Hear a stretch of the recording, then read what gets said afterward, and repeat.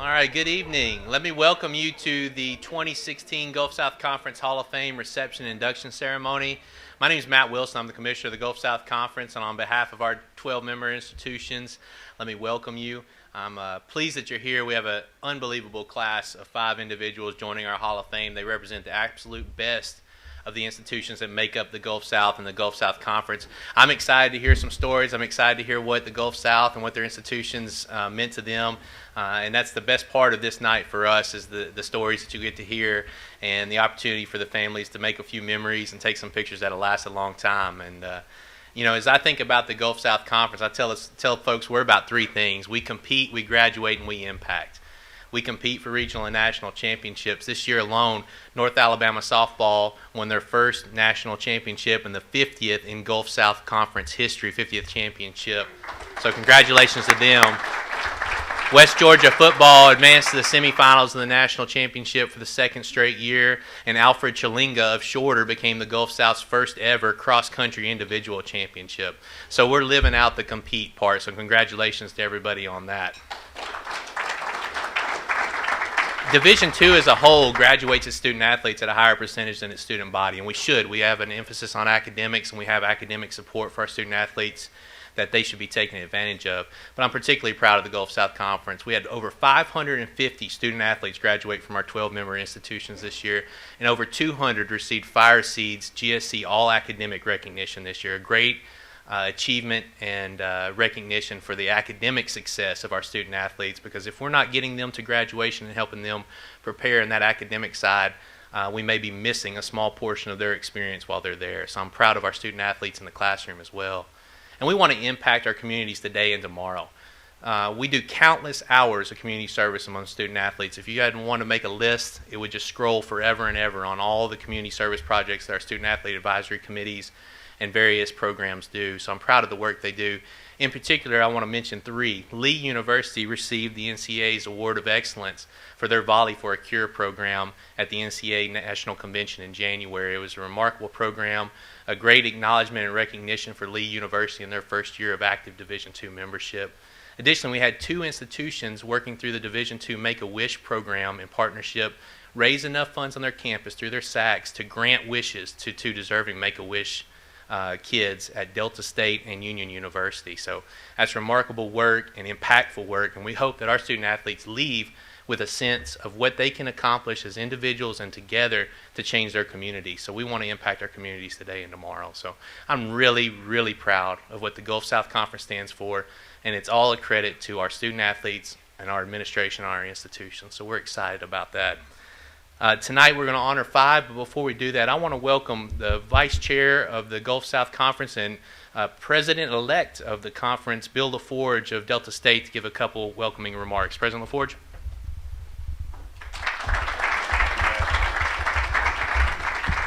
Just wanted to add my welcome and tell you this is really a great night, not only for the conference itself, but for each of our institutions. We are celebrating year in and year out, catching up with some of the heroes who are the coaches and the great personalities that have made the Gulf South Conference so competitive and so fine over the many years. So we're honored tonight to be able to honor those 5 inductees this evening. We'll continue to do that as you see on the chart here. But want to welcome you all and hope that you all continue to be engaged with our conference and with your respective universities. Matt is correct. We are proud of what we're doing. We're expanding. We're going places. And watch the Gulf South Conference.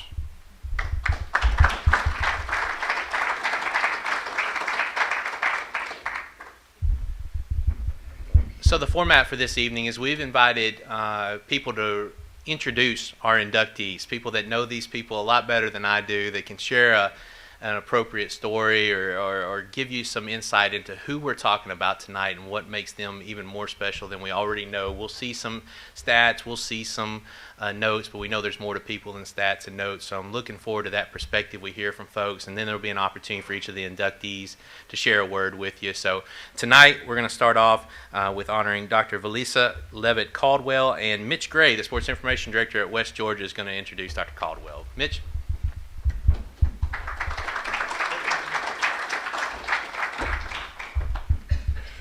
Thank you, Commissioner. Great honor, as a matter of fact, to have the chance to do this as I conclude my 34th year of association with the athletic program at West Georgia. This is about as big a thrill as I've had, because the young lady we're saluting and introducing here tonight, I've been among her biggest fans for a long time. Young lady I saw play in middle school. As a matter of fact, her middle school coach told me the other day she's the most humble, hardest working, most conscientious young person he ever had the opportunity to coach. Coach Snow had those comments about Valissa Levitt-Caldwell when we talked the other day. I watched Valissa play 4 years at my alma mater, Haralson County High School in Georgia. I had the opportunity to watch and broadcast her 4 years of wearing the blue and red for West Georgia during her career. And the numbers were pretty doggone good during her career.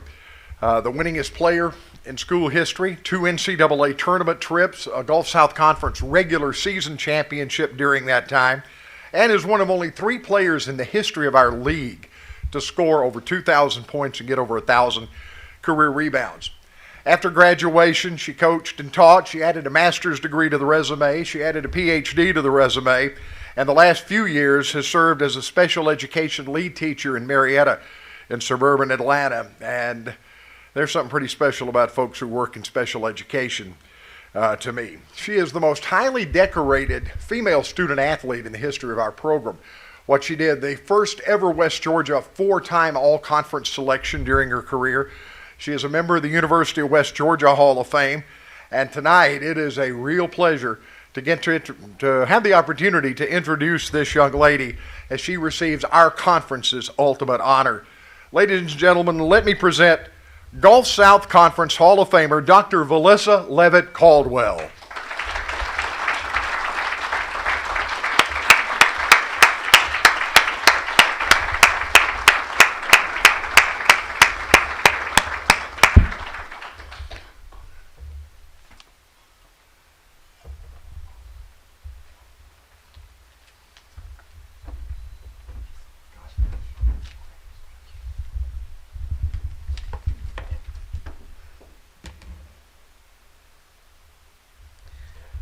Good afternoon, everyone. I would like to thank the Gulf South Conference Committee for selecting me to partake in such a prestigious occasion tonight. I would also like to thank Dr. Morera and the faculty and staff at University of West Georgia for attending and supporting me tonight. I appreciate that. It is indeed an honor and a pleasure for me to be among such an elite group of honorees tonight, and to be given a chance to once again relive my glory days. I would also like to honor and say thank you to my wonderful family, my loving husband, Jeffrey, Wade Jeffrey, and my fantastic son, Joshua, who's about to turn 13. And my lovely daughter, Ashley, whose birthday is Saturday. She will be 11 years old.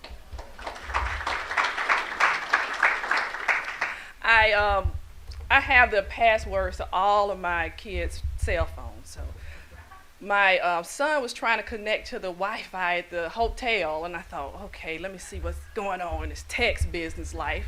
So I was looking through his text, and he was texting one of his friends at school, and it's like, where are you? He's like, I'm going to Florida. She said, what are you doing in Florida? He said, I'm going to a celebration with my mom. And she said, a celebration? What kind of? He said, you know, my mom was an all-star basketball player. And it hit me. I thought, oh my God. They are finally, realizing, mom played basketball in the Gulf South Conference. And I'm telling you, it was a tough conference. A small town girl growing up in a little small town, getting an opportunity to go to college, and went to West Georgia. I signed initially with Mississippi State, so I was going to go Division I and do my thing. But it didn't work out that way. My coach was offered, my high school coach was offered a job at West Georgia. And come to find out, when I was going to Mississippi State, that coach was moving out. That's next year. So I was like, you're the reason why I came down here in the first place, but you're not staying. So you know what? My high school coach said, Valissa, you come down here at West Georgia with me. You don't have to worry about a thing. And I just lived like 15 minutes down the road. And I went to West Georgia. That was the best decision of my life. West Georgia prepared me and showed me how to be a lady on and off the court. I mean, when we played against these different teams, traveling, I never left my small town. Got an opportunity to travel. I remember going to Delta State, and I thought, oh my goodness, I was like Papa Smurf, are we ever going to get there? It took forever, but I enjoyed every step of the way. And I remember, you know, when we got our practice gear and our little sweatshirts, and our coach made us wear traveling outfits. We had this little travel outfit we had to wear to present ourselves. And my brother, I only have one brother, would get my sweatsuit and wear it to high school, and he would wear it around proudly, like, look, my sister plays for West Georgia. She's on a college team. So it was a big thing. It was quite an honor. Now, all my years of playing at West Georgia, I never got hurt. I mean, a serious injury. I may have twisted an ankle or jammed a finger or got hit in the eye. You know, that wasn't that serious. But as soon as I graduated and I started playing with a women's league in my church, I ruptured my Achilles. Go figure, huh? But I had a great coach at West Georgia, Jane Williamson. She instilled in us, look, ladies, you know, if you're going to play, I want you to give us 110%. And if you came out there on her court and you halfway did it, you would hear you. She would say, look, you need to pay to get in the ball game, or you ought to run behind the bus back home, or something like that. But that instilled some discipline in me, and I carry that throughout my whole life. You know, once I start something, I'm going to finish it, because I know, you know, I have that discipline inside of me, and I got that from being a student athlete at West Georgia. Now, I would like to also honor or say thank you to Mr. Gray. Mr. Gray, you're awesome. I thank you for all your support. Every time I needed something and I reached out to this guy, he was there. So thank you very much. I appreciate that. And again, I would like to thank you all for being here tonight, and this honor is just something I will always remember. Thank you very much.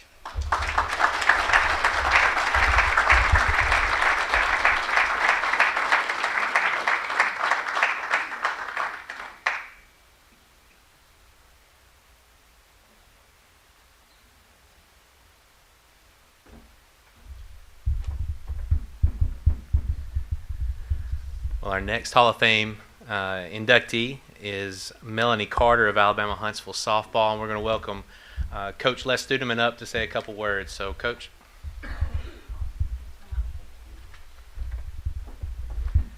I got to bring it down a little bit after that one. Matt said that he wanted to hear appropriate stories, but I'm going to tell y'all one inappropriate one first. I'm in my third year as a member of the Division II Softball National Committee, so I got the opportunity to be with UNA 2 weeks ago as they took their championship journey. And I'll tell you, it's a source of pride, but it's really, really hard to be there and watch your competitor achieve at that level. So the thing was in Denver, right? Well, I don't know. I didn't know this until I got there, but April 20th is the date that Colorado legalized marijuana. And they apparently have a festival to celebrate this on 4/20. Well, there was a snowstorm in Denver on 4/20, so that got moved to 5/20, which culminated with the closing ceremonies of the Division II Softball Festival. And Mark has brownies for all of you after this is over.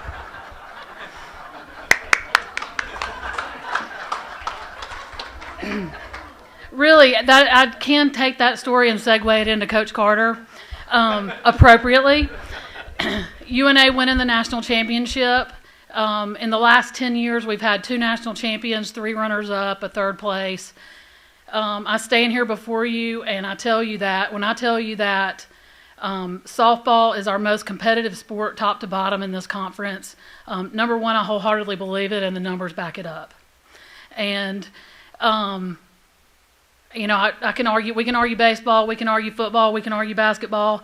But top to bottom, 1st to 10th, there's not a better conference in this country, and UNA proved how much better they were than everybody else 2 weeks ago.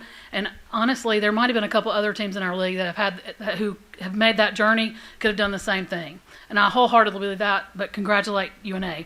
So to segue to that, this has been a great league, and UNA went in their championship, and the last 10 years of just ultimate dominance started about 20 years ago. I've been here 21 years, and I've seen lots of great players. We've had some tremendous coaches. This is the strongest coaching group we've had in the conference in years. But that started with a group of players back in the late 90s, and one of those players was Melanie Carter. Back when Melanie was in high school, there was no cell phones. So I was sitting at my desk one day, and the phone rang, and, like one of those that you dial on. And I picked it up and answered it. And Melanie's from Fayetteville, Tennessee, which is 30 minutes from Huntsville.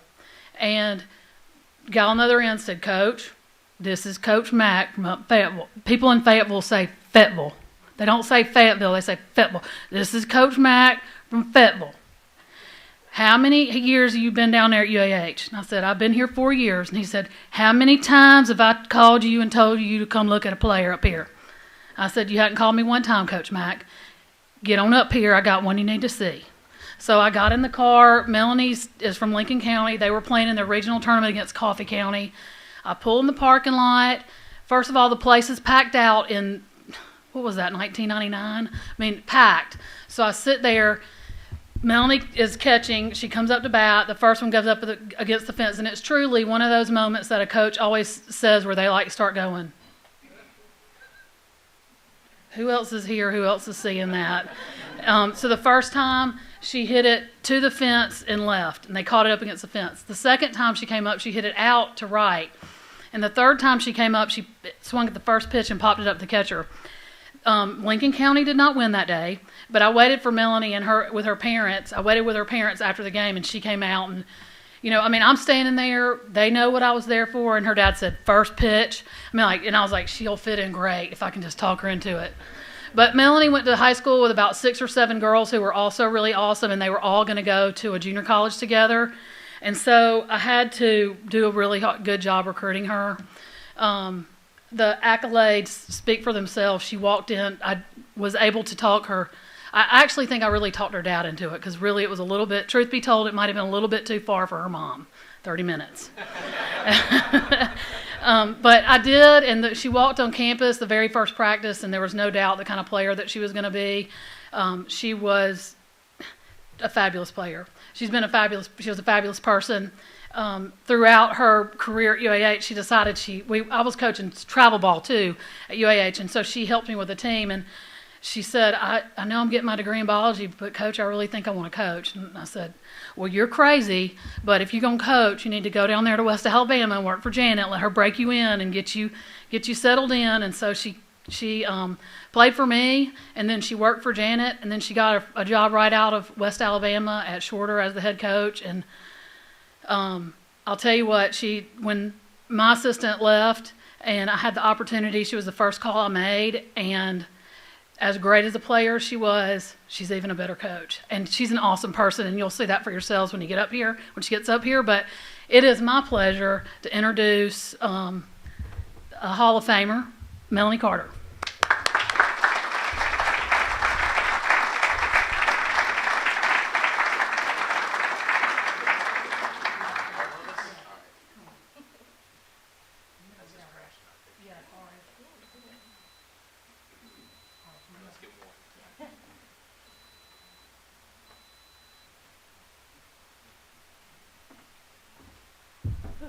Nervous about those steps and these heels.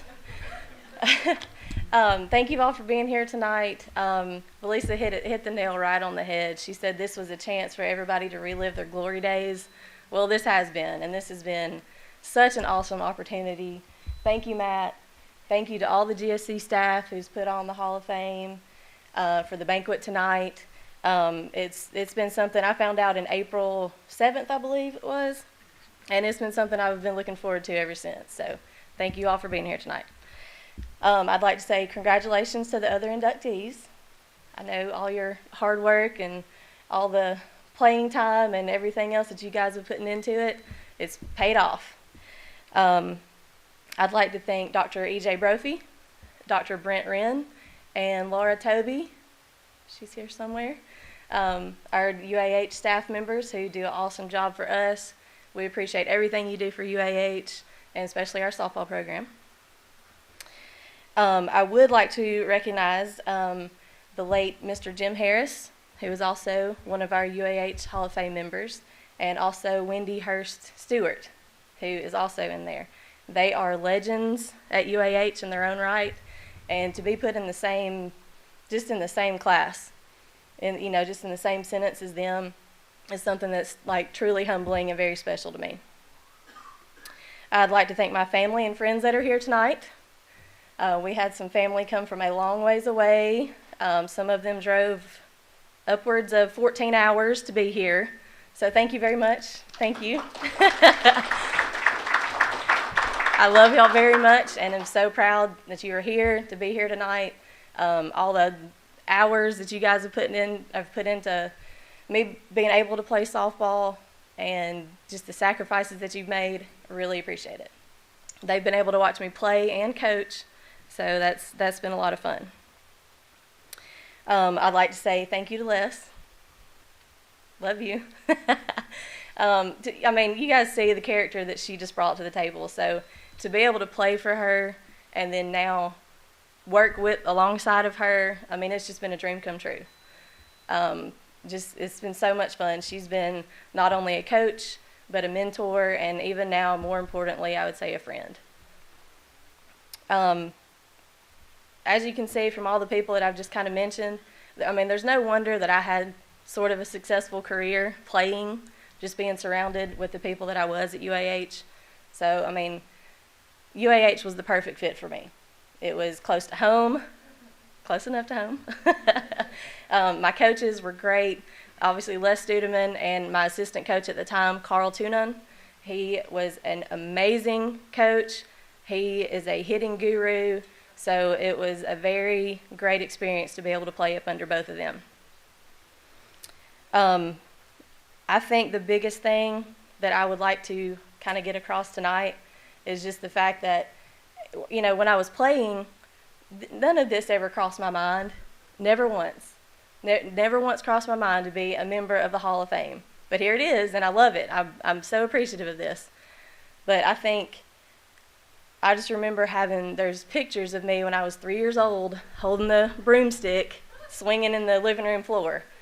So from 3 years old to having a career out of softball now, I think that just says a lot.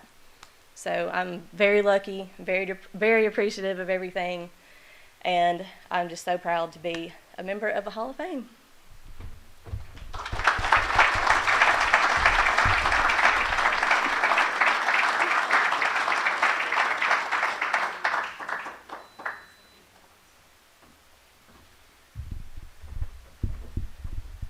Next up is Coach Lloyd Clark from Delta State. I'm going to welcome Ronnie Myers, the athletics director at Delta State, to come tell you a little bit about Coach Clark. So, Ronnie?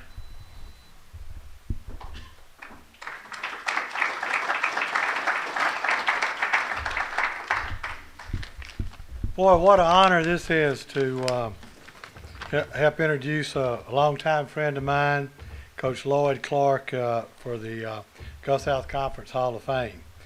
The stats here, were great. He won 3 national championships, record 494, 98 over the years, 11 Elite Eights. 1989, we won the national championship at Delta State. Back then, the NCAA allowed us to host championships on campus, and I remember what a great day that was, and being able to witness that. Fortunately for me, I got to I've been at Delta State long enough that I got to watch another legend before Lloyd, and that was Margaret Wade, and she won 3 national championships also. But Lloyd, over the years, his coaching there at Delta State was like no other. I've seen a lot of retirement receptions at Delta State over the years, and when Coach Lloyd Clark retired, we filled the Coliseum for that retirement. And that's one of the largest retirements I've ever seen. His former players love him. They contact him all the time. We got several of them here tonight to watch him be introduced into this Hall of Fame. Funny stories on him. I used to get to eat lunch with him a good deal over the time, and I was talking to him tonight, and his eyebrows have grown back. When he was coaching, his eyebrows would fall out, and I'd never seen anybody that happen to before, but they did. But he was real serious about his coaching and what he was doing, and he coached to the very end of every game. Whether we were winning by 10 or we were winning by 30 or we were winning by 50, and he usually won by 30. He coached to the very last minute. But, we named the basketball court after him there at Delta State, and when I'm in the Coliseum at ball games, I look down and see that name, Lloyd Clark, on the court, and it brings back a lot of great memories to me. And what a wonderful guy and a great person. And so it is my honor tonight to introduce him into the Gulf South Conference Hall of Fame. Lloyd Clark.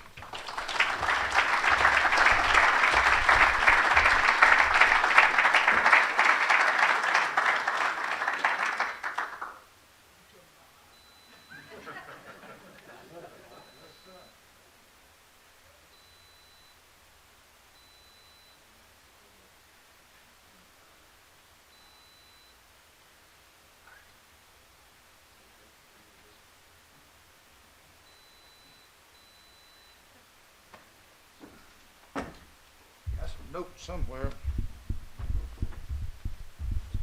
Ronnie, I'll tell you, though, those eyebrows was not all that was falling out, I'll tell you.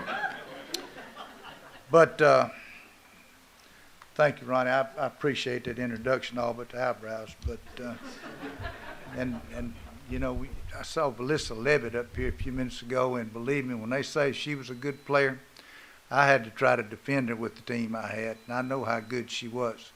And congratulations to all the other inductees tonight. I'd also like to thank the committee. I wasn't sure exactly who the committee was made up of. When I was talking to Andrea, she named them for me, and so I thought, well, that's pretty good people. Maybe I do deserve to be in there. So I thought, well, I was really glad that I found out who was doing it. But I'd like to thank that committee. Gulf South Conference. It's an honor to be part of the greatest Division II conference in the country. And I say that, and I mean it. I've seen it grow and expand and withdraw and expand, because I go back a long way with the Gulf South Conference. We go back to the old one when it's kind of a lot like it is now, but we've got new schools. We've got several schools that have gone Division I, and it's changed a little bit.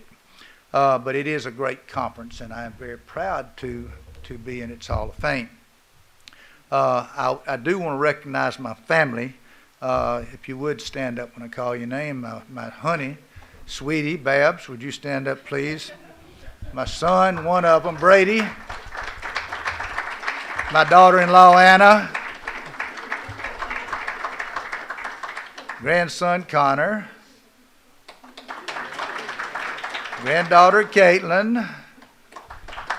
And grandson, the baseball player, Will.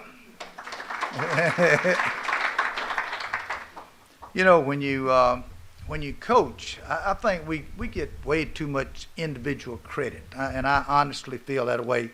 You're only as good as the people that are around you, and that's a fact. You got to start with the president or the chancellor of the university, and in my case, it was Kent White. Kent White supported me a great deal, and I'll give you a little example. I wanted new uniforms. My budget would afford one set, but I wanted two. So coaches always want just a little bit more, But so I had my green uniforms, and I went to Dr. White and I asked Mr. Dr. White, would you spring for some white uniforms? He said, what about the green? A little bit more. So he said, you got them. And so I left, and I was happy because the kids were going to get new uniforms, and that's the kind of president that you need to work for.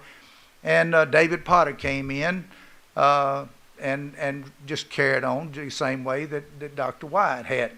our president now, you know, I need to tell you a little bit about him. Now, the man is extremely intelligent. And those of you that have been around him know exactly what I'm talking about. But his daddy, I had a couple of courses under his dad. And I'm not sure he's as smart as his dad was, as smart as he is. And to give you an example of that, I took a course called Historiography and the Philosophy of History in my master's school, master's courses. And in that course, you had to write a paper. He gave me an historian by the name of Douglas Southall Freeman. He said, I want you to go to the library and I want you to get everything that's over there on this man. So I thought, well, that's not too bad. It can't be too much. Well, I finally wound up with over 200 sources in my bibliography. I thought, well, I got it all. I turned that paper in. He looked at me. He said, you missed 3. I thought, well, ooh, man, that's pretty tough. But I did get an A on the paper, so I think it was A- because I missed those 3. But anyway, ADs, we're talking about support. ADs, you got to have your AD. You work hand in hand with him. They got a good one right now in Ronnie Myers. Support staff. You got to have the support staff, you know. And I mean, that's part of being a championship program. You got public relations. You got trainers. And above all, you got assistants because you work right with them every day. And I had some great assistants while I was at Delta State. You know, they did most of the coaching. You know, they were good. And a lot of times, you know, I'd take and get my assistants from players I'd coached because then I didn't have to coach my coaches. They knew exactly what I wanted, and we didn't miss a beat. Now you got to have great players. Now I know you can all say, we can say what a great coaches we are, and all. Well, you don't really say it, but you might think it.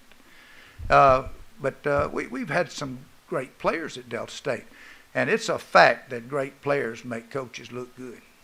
And those of you that have coached know exactly what I'm talking about.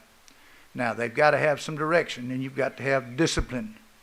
And if you have that, then you know your players, I think, will respect you, and that's the whole thing. I know we used to go out and we had put in offenses that I drew up on a piece of paper, and those kids, I'm glad they didn't think, well, what in the world is he doing? He doesn't know what we're doing out here, you know. But we'd try it, and if it worked pretty good, we'd use it, and if it didn't, we'd scratch it. But, you know, they never questioned me about it. And that made me feel good about that because the respect was there. I got to thinking last night, I'm trying to decide, well, you know, I talked to Andrea, and I said, well, how long do we speak? And usually they'll give you 5 minutes, 10 minutes. She said, it's your night. You go as long as you want to. You shouldn't have said that, Andrea. What? Within reason. Oh, now you tell me. Okay. You know, it's been 14 years since I retired, and I don't know that I've done any public speaking since then. Well, I know I haven't, but and you do get kind of rusty with doing that. But I thought I'd talk about the name Coach. You know, I wanted to be called Coach, and a lot of people will call me that. And I feel proud every time they do. A lot of times they call me that because they can't remember my name. You know, that's one thing about being a coach. If you walk, you know the coach, you don't have to remember the name. Say, hey, Coach. And they think, oh, they know who I am. But maybe not necessarily. But anyway, the name is important, the Coach. And to me, I hadn't always wanted to be a coach. I wanted to be a coach when I was working with Mississippi Power and Light Company, and we had a freak snowstorm late March, and I was out in the field trying to put lines back up. You know, I was dragging string lines and running lines and poles and post hole diggers, as I say, with long handle pliers. And when I thought, boy, I got to get back in because I need a coach. You know, I don't want to be doing this. And I was coaching summer league baseball, and I was officiating football. And I always thought I'd probably be a football coach. But I went to Warren Central High School, graduated at midterm. And so there's not many coaches' job open at midterm, but I was a classroom teacher. So I got a job at Warren Central High School in Vicksburg midterm with the idea that the first coaching job that came open that I would get it. Well, the first job that came open in the fall was 8th grade boys and girls basketball. Now, you got to understand that I never have played basketball. But I've got this drive and desire in me to do the very best that I can do. So what I did, I started going to coaching clinics and all of that. And you know, when I first got that 8th grade boys and girls basketball, I wanted me something that had coach on it. Now, I mean, I know it sounds kind of funny, but I wanted something that said coach. Well, the athletic director was a head football coach, and he had his assistants. And I asked him, I said, look, can you get me some practice stuff? You know, I need something to practice with. You know, I mean, I want my name on the shirt, anything. Well, I said something to him several times. Finally, one day, his assistant came out there, and he handed me 2 old T-shirts. Now, they were frayed around the neck, and they were double XLs. As y'all can see, I can't wear a double XL. I could wear it, but it'd be a little bit too big. Well, I took them and threw them in the garbage right in front of him. And so one thing that did, I said, well, maybe I hadn't earned my wings yet. Maybe I have to prove that I can do this in order to be called coach, to have something with coach on it. Well, that motivated me. Now, just as a side note, that head coach and assistant were fired at the end of that year for not getting the job done. And the man that came in the next year was a guy named Lum Wright at Warren Central High School. Some of you may know him, and he's in the National Hall of Fame football. Came to Texas, and he wanted me to coach football for him. Well, I did that. I coached basketball and I coached football. And it all comes down to the fact that I was ultimately the head girls coach at Warren Central.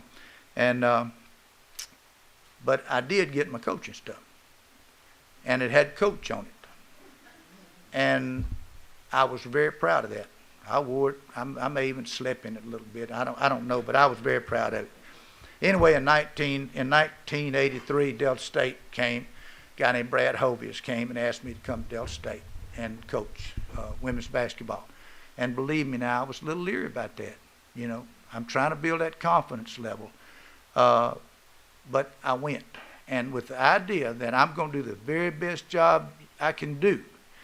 And I keep thinking about a coach one time that his grandmother told him one time, said, you just do the very best job you can do, and if that's not good enough, to hell with it. And so that's basically what attitude I took. And I thought the worst thing that could happen to me was I'd go back to high school coaching, which is something I dearly loved. But I got in there, and they had just had the first losing season in the history of the school, and I thought, boy, I got to do something. They were Division I. Division I. My first 2 years, Delta State was Division I. Won 20 games that first year, didn't get an invite to anything. WNIT, nothing. Next year, won 19, didn't get an invite. So that's when Dr. White decided, well, maybe we need to get in Division II where we can earn our right and our way to get there. And I was happy with that, you know, because we could qualify in that case. We could win a conference, we could get the national tournament, and we could win a national championship if we were good enough. And that's what we did. My years at Delta State were great. I know when that first year we were Division I, I had a Kodak All-American. She was the leading scorer in the nation. I had to get rid of her at the end of the year. Now, boy, I tell you what, some folks told me, boy, you crazy. I said, well, but if you go home at night and you have to stay awake thinking about somebody that's giving you trouble, get rid of the problem. And that's exactly what I did. And we won more games the next year. So anyway, I really appreciate this award, and congratulations again to all you other people. I've been up here long enough, Andrew. I know I'm getting down. But anyway, you get to talking basketball, and all that just gets to going. But I want to thank you again. Thanks a lot.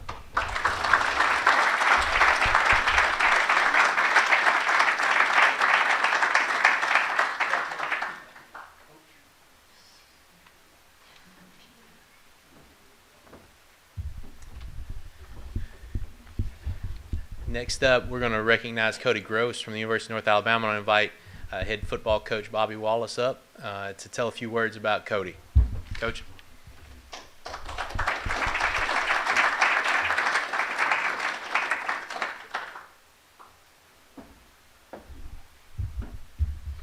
I got to see what's up here because I didn't know I was going to get to do this till yesterday. And Jeff Hodges was in a car accident. He's fine with bruised ribs. Couldn't make it. Football coach says that's fine. And but he told me to read this, and I don't like to read. Usually my wife says, "You know what you're going to say," and I say, "I don't have a clue." And I get up and I speak. And but now I'm nervous because I got to read, and that's a little harder. But before I talk about Cody, I want to tell one story on him. He's from Lauderdale County High School, which is going to be set in here, which is 30 miles down the road from Florence. When I got the job in North Alabama in 1988, I hired an assistant coach named Mikey Fowler, who had played at Central, which is another county school, and was a high school coach in the area when I hired him.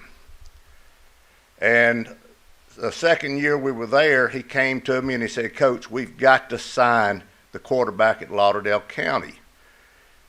He's not big, and we couldn't tell how fast he is because the competition they were playing in compared to the Gus Al Conference."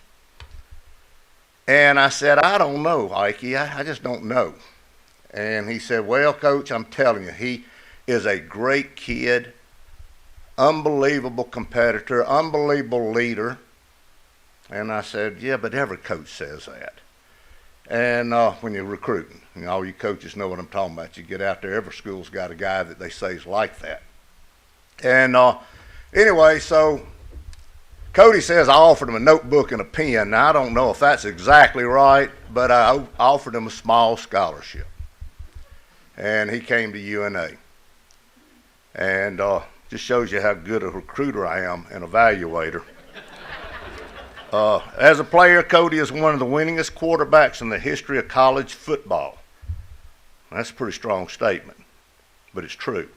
41-2 record as a starting quarterback from 1992 to 95. Led us to 3 conference championships, 3 straight conference championships, 3 straight national championships. Now let me talk about that 2. 41-2. The first one was his second start of his career. We put him in against Valdosta, last game of the year. We were down by, I think it was 24-14 at half or 24-10. I can't remember. Yeah, it was 24-10. Okay, put him in at halftime. He hadn't started the game all year. Hadn't played it very much all year. His freshman year. He goes in. We scored 2 touchdowns in the second half, timed 24-24. The winner of that game was going to playoff.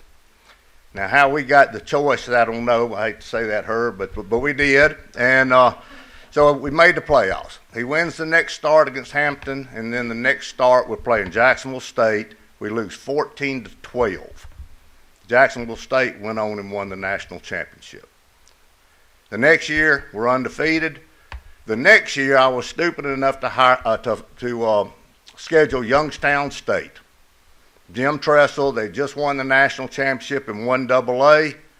We go up there. They kick a field goal with about 7 minutes to go in the game, beat us 17-14. We go on and win the national championship. They go on and win the national championship again in 1AA. So talking about the Gus Al Conference, back-to-back national championships. 1AA team beat us by 3 points on their field. So that tells you a little bit about Division II. And then the next year, we go undefeated again and win national championship again. So he lost 2 games, 41-2, both of them to teams that won national championships by a total of 5 points. So that's pretty strong. That 41-2 just doesn't really say the whole picture. They were the first team to win 40 games in 3 years in NCAA history. He had a 12-1 record as a starter in NCAA playoff games. As a quarterback, he had 40 rushing touchdowns, 5,614 yards, which is school records. After suffering, now here's another one, the last national championship. We're playing Pittsburgh State. The week before, Cody had never gotten hurt, never missed a game. In the semifinals, he scores a touchdown and gets hit in the side, and it tears his abdominal muscle. Well, him and Johnny Long stayed in our training room night and day for 7 days, or whatever days was in between that and the championship game. And the doctor, they said no way he's going to play. Well, we had another starter, another quarterback, Kel Manley, that played behind him, and Kel was pretty good himself, and we usually put him in. And I think Cody and his family are mad at me about this, but I was scared that Kel's confidence would be shaken if I started Cody and not him, because everybody was saying he couldn't play. And what if he went out there and in the first series he realized, and we realized, he couldn't play? So I started Kel. But we were going to play, by the time the week went by, we were going to put Cody in. He went in and led us to 3 touchdown drives, the guttiest performance I've ever seen in 40 years of coaching. Unbelievable. He had no reason to be on that field, but he was, and he did a great job. He was named on the 50th anniversary UNA football team, Gus South Conference Team of the Quarter Century, GSC Team of the Decade. He's been inducted to the Hall of Fame at UNA, Division II Football Hall of Fame, Lauderdale County Hall of Fame, which is where he's from, and now the Gus South Conference, which is awesome. Off the field, he won the GSC Commissioner's Trophy, which we'll celebrate tomorrow night with somebody as a top male student athlete in the league. And he holds 3 degrees from UNA. Began his coaching career. He's been coaching high school. He started at Lauderdale County. Then he went to UNA for a few years when I wasn't there. And then he went to Delta State for 2 years. He enjoyed a great high school career for 9 years. And then I got hired back at UNA, and I hired him as offensive coordinator. Well, as a coach over the last 3 seasons, he's led us to a share of 3 straight GSC titles, 3 straight NCAA playoffs, and an offense that's averaged 40 points per game. He's now the head coach at Athens High School, which he'll do a great job. Those are the things that Jeff put down. The things I can tell you about him is that I've never been around a fiercer competitor in my life, and not playing with somebody or coaching somebody. He was a great leader because he never let anybody on the team not understand what hard work was about, and he did it by example. He wasn't loud. He did it by example. And I guess the thing that I admire about him the most is his conviction in his faith, his family, and that's why he's at Athens instead of still at UNA with me. He's got sons that he wants to see play and wants to coach a few of them, and he wants to be with his family. And his conviction is so strong, it's so much better or more important than his own individual feelings. And that's also a great example for all of us. So welcome, Cody, to the Gus South Conference Hall of Fame.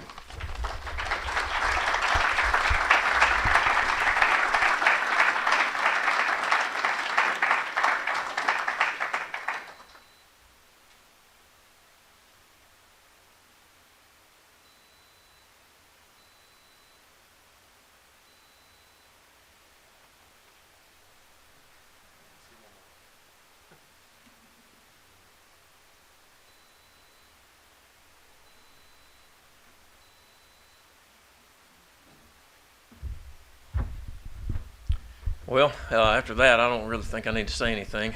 Coach, I appreciate that so much. And I'll be honest with you, I didn't prepare anything to say. I do want to thank first of all, the Gulf South Conference for this honor, and it is an honor. You think about all the great players and coaches that have been in this league through the years, and it has been a great league. And then thinking about this class, the two ladies that have been inducted in the great careers that you had, and then of course Coach Lane's going to be following me, and spent some time with Coach Lane there at UNA, and Coach Clark probably don't remember me, but I was at Delta State the last 2 years that he was there, so I got to witness him going to work, and of course Coach Wallace. But I also want to thank the University of North Alabama.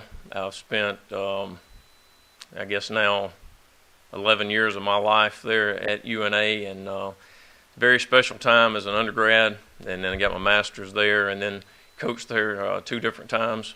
Been around some great people, and you know, that's really what all this is about. It's about people. It's about relationships, and Coach Wallace helped me to learn that.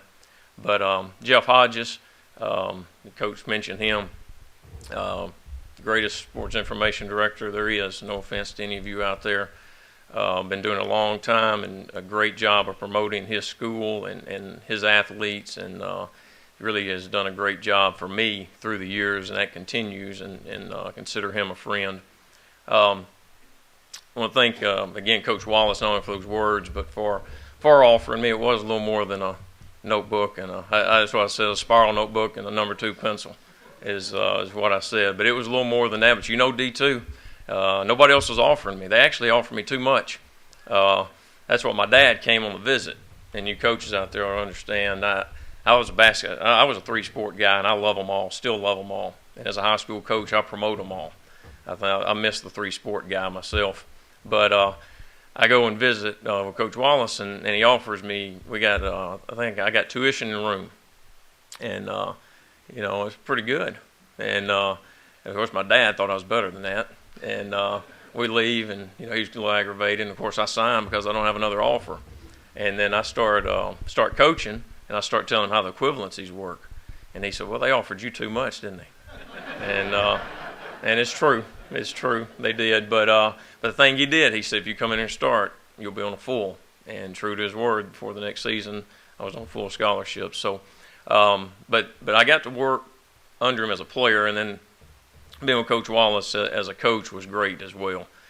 Still don't know how he does it, but he's the best I've ever been around, and just cares so much about people. And again, it's about relationships, about treating people right, and I'm trying to do that now as a head coach at Athens High School. Do want to thank my family. I mentioned my dad. He's actually home with our 3 sons. He lives with us. My mom has Alzheimer's, and she's in a nursing home. My dad lives with us, and he's there with my 3 sons, and they love him to death. He's their best friend, and I guess they're doing what they want to tonight.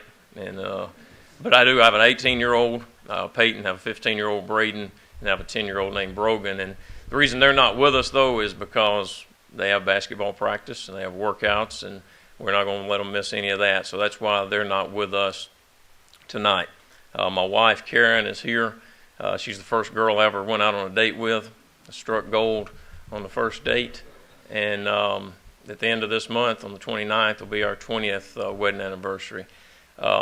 Neat deal there is she taped my ankles for 2 years. She was actually the athletic trainer there at UNA, and she taped my ankles every day. But that's not where we met. We met in high school. And actually, it was her being a trainer and me playing football was about the end of it, because I didn't speak to her when I was there. I was a freshman. I was going in to play. I wasn't going in there to date. I was going in there to play. And I didn't talk to her. I acted like I didn't know her when I was in the building. And had a little hard time with that. And I guess that prepared her to be a coach's wife. But then she would take my ankles before a game, and I'd speak to her when I went in, and I'd just say, I love you. And she'd say, I love you, good luck. That was the end of the conversation on game day. That's just the way it was. So I do want to thank her. She's been unbelievable through a lot of moves as a coach, and now another move. We just made another one. So I do want to thank Karen. I also want to especially thank my teammates. You know, now as a coach, I say this. I've coached quarterbacks most of my time, and I was a quarterback. And I always tell the quarterbacks this first time I meet with them. that the quarterback is like a coach. He gets way too much credit when you win and way too much blame when you lose. So you better win. And thankfully, I was around some great players and some great coaches, and we did win. And, I stood on the sideline a lot of times, watched our defense work. I made sure we didn't turn the football over. I mean, we win the 1994 national championship and don't get a first down in the second half. That's not a good quarterback play. That's a good team. And that's what we were. And it's not just about those guys, Ronald McKinnon, who's in the Hall of Fame, and guys' names that people recognize. It's guys that were on the scout team. I remember a guy named Shawn Brown that was a strong safety on our scout team who I had to face every week. And he was out there every day making me look foolish as I was trying to option him. But it made me look a whole lot better on Saturday. And those are the guys that are special. And as you go into the relationship part of this thing and your teammates, all of it kind of comes full circle. 20 years after I played for Coach Wallace, he hires me. Then I leave him. And then as I leave him, I hire my two best friends at Athens High School, who were my roommates at the University of North Alabama. That's what all this is about. It's about relationships. And thankfully, I've been able to cross paths with a lot of wonderful, wonderful people who have made a huge impact on my life. And I have truly gotten way too much credit through the years for the success that we had at the University of North Alabama. But I thank you for this honor. And Coach Lane, I look forward to hearing you.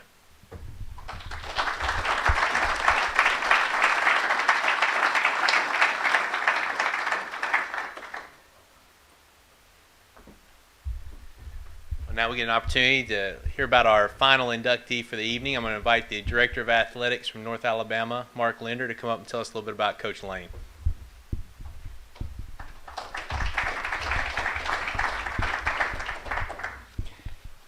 I was hired at the University of North Alabama on August 27th of 2007, and at 15 minutes into my tenure, there was a head coach that knocked on my door and said, "Hey, we need to have a budget meeting."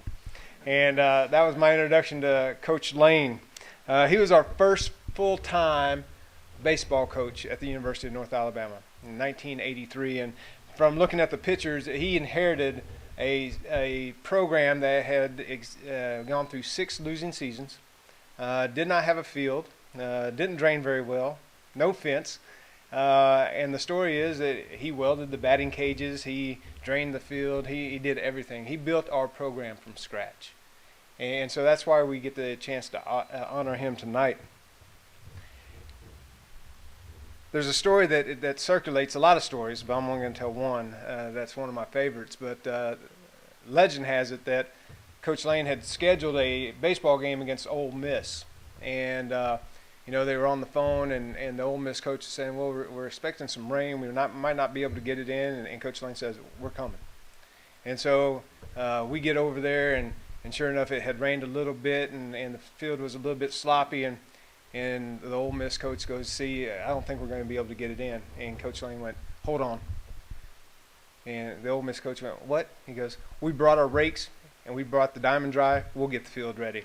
And so we went to Ole Miss and played a baseball game, but our kids and our coaches got the field ready so we could play. And that's the thing that makes Coach Lane so special is he finds a way to get the job done. The Hall of Fame, you can look at the numbers up here, 908 wins, the most in Gulf South Conference history.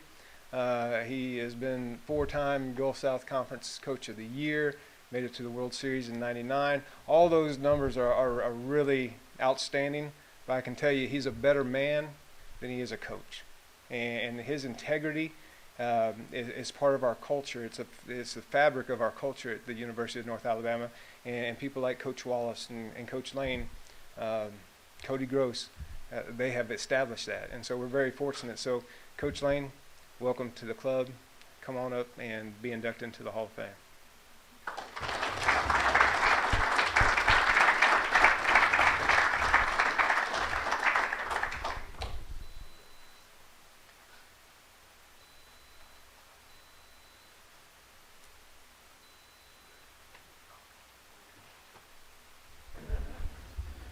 Well, normally if I was in a coach's clinic, I'd have everybody stand up and do some squats because I know most of you got no blood up here right now.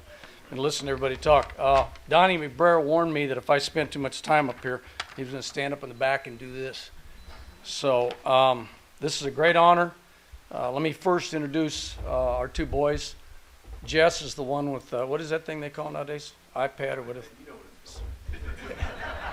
And our other boy, Jeff. They were kind enough to come tonight. My wife's home taking care of the dog. She's got to work in the morning. And they picked me up at the airport, and I appreciate them doing that. This is a tremendous honor to be up here with all you folks. Unbelievable. I want to congratulate all of you on being inducted into the Hall of Fame. I feel very humbled to be up here with y'all and all the people that have preceded us. I want to thank the GSC committee for selecting me. I was kind of shocked when I got the phone call. I've been retired, so now I work on my hot rod and I give hitting and pitching lessons. So my days are, my biggest worry is how long it's going to take me to have coffee in the morning before I got to go do something. Anyway, but I want to thank the committee. I also want to thank Mr. Linder for coming up here and giving a little preceding before I get up here. Jeff Hodges, Cody talked about him, tremendous SID. He's been an integral part of my life since I've become baseball coach at UNA in 1983. Did a great job with me. He's done a great job with all our programs. He came in at the same time I did, and really enjoyed and have enjoyed my relationship with him over the years. Like Cody talked about, this is definitely a me award, or a we award, not a me award. This is one of those things, you got so many people that are involved in it. You've got administrators, like Coach was talking about. You've got tremendous players. You've got assistant coaches. Coach Mike King was our assistant coach for 20 years. Did a great job for me. He's now the head coach at the University of North Alabama. The community. We had tremendous support from the community. Mark talked about building that baseball field. I could have never done that without the assistance of both the administration and the community. Our outfield fence was just decked with billboards because people would contribute to the program and help us do the things we needed to do. We didn't have enough equipment, when we first started. And we were able to get as much of that as we could from the community to help subsidize our budget. And I appreciate that a great deal. And I want to accept this award on behalf of all the players, the great players that played for us, my assistant coaches who helped me do my job a little easier, our administrators, the community that did a great job for us. Let me tell one Cody Gross story. And Coach Wallace was talking about this. I'm in the training room, what year was it, 94, when he got hurt? And I'm working out. The next thing I know, and I know he's hurt, Johnny Long comes in the training room with this guy. And I'm thinking, what are they doing in here? He's hurt. And they're riding a bike and getting him going. And next day I come in, here he comes again. He's in the training room. Finally, I asked Johnny, I says, can he play? And Johnny goes, don't tell him, but I don't think so. So Saturday comes, and there he is out on the football field helping us win a national championship. So great job with that. But again, thank you. This is a tremendous honor. I will always cherish it. Appreciate it very much.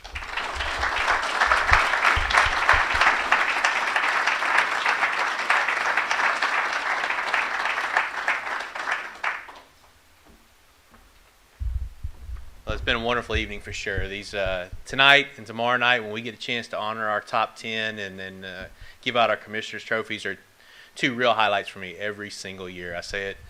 This is my third time to be able to stand in front of folks and be able to say that, but it truly is a great night. Love hearing the stories. Love seeing the families, the faces, and the connections. You know, as we sit there and think, each of these folks leave us with something that tells us a little bit about how important athletics can potentially be in a young person's life, don't they? Melissa talks a little bit about how West Georgia showed her how to be a lady on and off the floor and the discipline it's taken for her now to have a PhD and have two wonderful children and a great family there. So that was important to her in her life.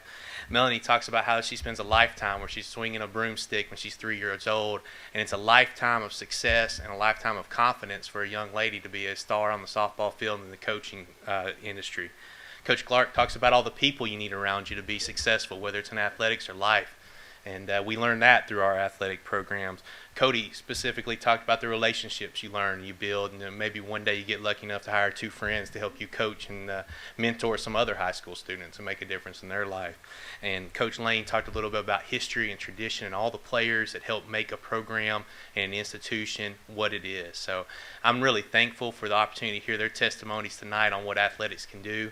I hope it's an encouragement for all of you that work in it, all of you that play in it, all of you that just simply enjoy it. So I'm excited that we got to hear those stories tonight.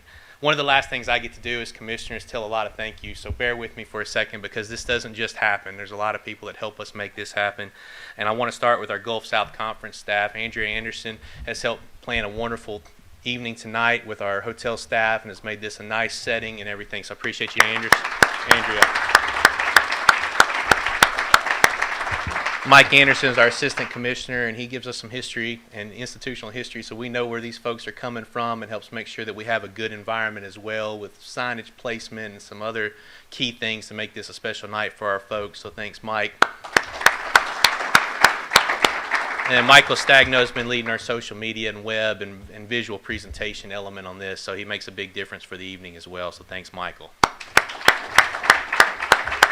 Also want to thank our live stream folks. We're lucky enough to have a good relationship with the West Florida folks that they'll come over. So Brian Henry brought his staff of Murphy Powell and Martin Foley and Fred Estrada over to make sure this was a great event that could be streamed and you all can go watch it again later and folks that weren't here could see it. So we appreciate the West Florida video staff. And finally, I want to thank our Hall of Fame committee. We had a couple folks mention them. I want to specifically name them. Our Hall of Fame committee's Dr. Kent Wyatt, President Emeritus at Delta State University, Dr. Pat Roden of North Alabama, Herb Reinhardt from Valdosta State, Janet Montgomery from West Alabama, and Mitch Gray from West Georgia, and Andrea helped lead that group. So that's a group we appreciate your work and time you took to get this inductee class in front of us. So on behalf of the Gulf South, again, thank you for being here. I want to invite all the Hall of Fame folks up here. We're going to take a few more pictures of you all as a group, and then I want you to hang around if you want to take family pictures in front of the backdrop, get some other opportunities with some other folks, want to hang out here and get all the photos we can. But if our Hall of Famers will make their way up here, I'll appreciate it. I think there's an opportunity to have whatever's left as far as hors d'oeuvres and things go. So thank you for being here tonight, and congratulations again.